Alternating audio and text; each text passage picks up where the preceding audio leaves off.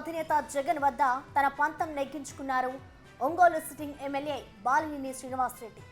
పేదలకు ఇళ్ల పట్టాలు ఇచ్చిన తరువాతే వచ్చే ఎన్నికల్లో పోటీ చేస్తానని గతంలో బహిరంగ ప్రకటన చేశారు బాలినేని. ప్రజలకు ఇచ్చిన మాటకు కట్టుబడి ఉండేలా అధినేతను ఒప్పించారు. ఒంగోలులో ఇళ్ల స్థలాలకు ప్రభుత్వం నుంచి గ్రీన్ సిగ్నల్ రావడంతో పాటు 180 కోట్లు విడుదల చేస్తూ జీవో జారీ చేసింది.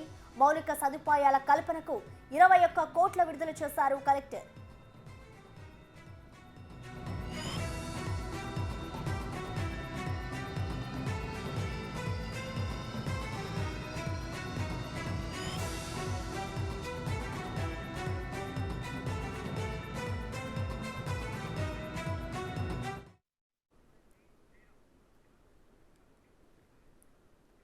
ఇదే అంశానికి సంబంధించిన మరింత సమాచారాన్ని మా ప్రతినిధి జయరాం అందిస్తారు. జయరాం,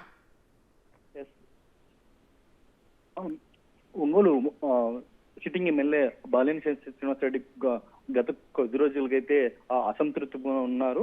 నిన్న సీఎం జగన్ తో భేటీ అయ్యారు. ఈ భేటీలో ప్రధానంగా ఒంగోలు పేదలకు సంబంధించిన ఈ ఇళ్ల పట్టాలకు సంబంధించిన అంశం అయితే ప్రస్తావనకు వచ్చింది. మొత్తం నిన్న 180 కోట్లు విడుదల చేస్తూ కూడా అయితే ఇటు జీవో విడుదలైంది.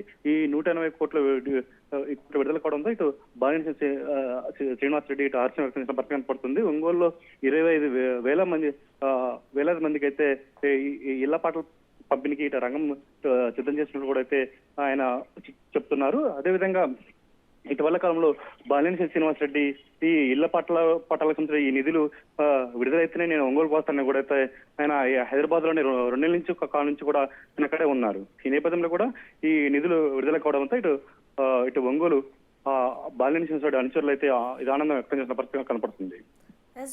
చూసుకుంటే ఇటు ఒంగోలు ఇళ్ల పట్టాల పంపిణీతో పాటు తన కొడుకు సీటుపై కూడా చర్చలు కూడా తెలుస్తుంది కదా, మరి దానికి సంబంధించి జగన్ ఏ విధమైన స్పందించే అవకాశం కనిపించింది జయరాం?